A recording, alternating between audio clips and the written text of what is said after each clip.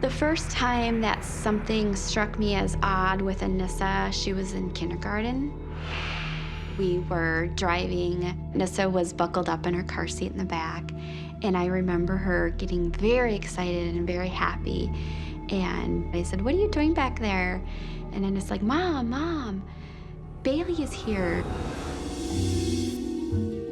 Bailey was my Pomeranian dog that I had. He had already passed along before my children were even born.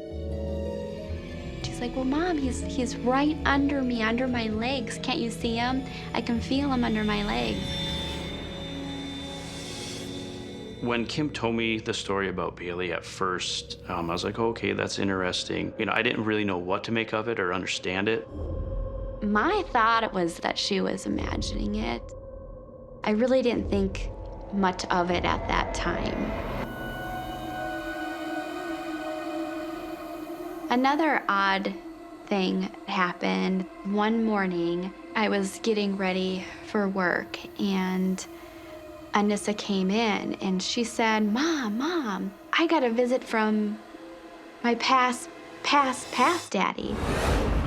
Not my daddy Phil, she'd say, who's her dad now. She just went on and on. He would visit her in these dreams into these daisy fields and see these beautiful sparkling trees. They would write poems together, they would sing, and she would say that she was in heaven with him. And I thought, what does she mean? One day, Anissa described an orphan boy and that he was sick. And Anissa felt he was poisoned. But he only came to her in the mirror. I started to think, is she remembering a past life? Growing up Lutheran, past lives or reincarnation wasn't something that I thought was bad or not a possibility, just something that was never really discussed. Nothing could have prepared us for what happened next. When Anissa was around 9 years old, I won tickets to a hockey game in St. Paul. After the hockey game, we had left the arena and we were walking outside all together. She was going, "Oh, I just feel so happy here. I feel like I could get married here." And then she just took off running ahead of us. And she's like, "Mom, Dad, come on. So we caught up to her, and there she is. She's standing by the statue, and she puts her arm around him, and she said, "Here he is. This is him.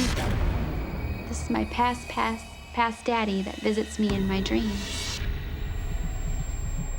When Anissa said that that was her past daddy, I'm like, oh, okay, this is interesting. Didn't really think anything of it. Maybe it's just her imagination. It just happened to be somebody she thought could be her past daddy.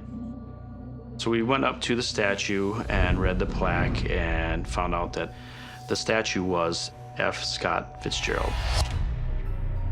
At that moment, I don't recall really knowing who he was. Once I got home, I looked up his name.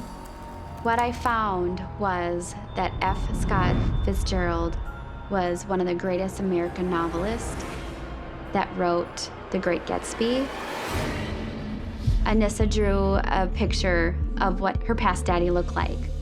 The hairstyle was so unique that I knew she couldn't have just come up with that on her own. I printed off a few pictures and laid them on the counter. She grabbed an image and said, "Here he is, Mom. This is what he looked like in real life." Everything was coming together. Anissa had said that her name in her past life was similar to her dad's. When I did the research on the daughter, I found that she went by Scotty. She was living in New York for years, and she was a composer. She also worked for the New York Times. And I thought that was a very interesting correlation with my daughter, because when she was having these visits from her past dad, she was doing a lot of writing of poems and music, and she had a strong urge to go visit a country called New York. And I just had to believe that that wasn't a coincidence. At first, I was skeptical, but it started to click. Hey, there's more to this. It's not just something she's making up. Something's legit here. Something's real. My name is Anissa, and I'm 16 years old. When I was younger, everything was more difficult for me because I didn't know how to control this stuff I've been seeing or explain myself, like what I can do, and I felt very different from others. The first time I started dreaming about my past daddy, I kept on having these dreams, and we would be like writing poems or like writing books and like singing together. He was well dressed in a nice little like suit he would always wear. He had this weird type of hair that would be like slicked to the side. I felt very loved. Like the way we act towards each other was like father and daughter. When I saw this statue, it said F. Scott Fitzgerald. And in my dreams, I would always say to my dad, Fitzgerald. And so when I saw that, it drew me right to it. That's my daddy. I have never experienced a past life, but I had to find a way to support my daughter. With our acceptance of Anissa's experiences with the past lives, her connections with spirits, I think really has made Anissa thrive and accepted it on her own as well. Anissa just turned 16, and she's a sophomore in high school.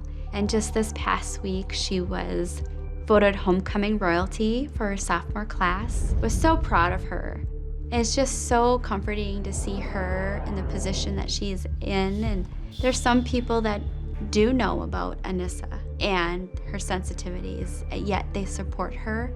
And I see her thriving and growing into such a beautiful young lady I'm so proud of. There was this famous letter that F. Scott Fitzgerald wrote to his daughter, giving her some advice and some support. And what I'd like to do is give that letter to my daughter Anissa and show her how much we support her and her past life. There is a part in that letter that he tells his daughter to not focus on the past and not focus on the future, but to focus on the present. And that's what I want to tell my daughter also, is to focus on the present. I feel like I could really say goodbye to my past daddy now. I want to move forward and live my life as Anissa now. We have planned to go to St. Paul to the statue of F. Scott Fitzgerald to say goodbye. Anissa is ready to move forward with this life, and we are so proud of her. I plan on giving her F. Scott Fitzgerald's letter. I don't think she's ever read it before. I'm really excited to go back and see the statue of my past daddy. I feel like it would give me closure.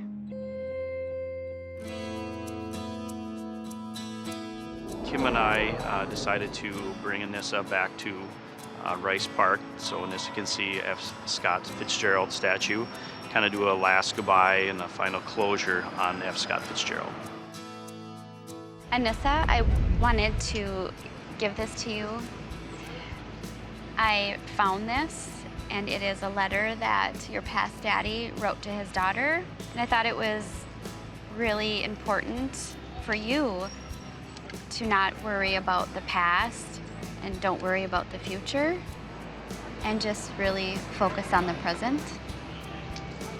Thank you, Mom. This is a really nice, important message. It's gonna let me move forward from my past, and I want to, so thank you. You're welcome.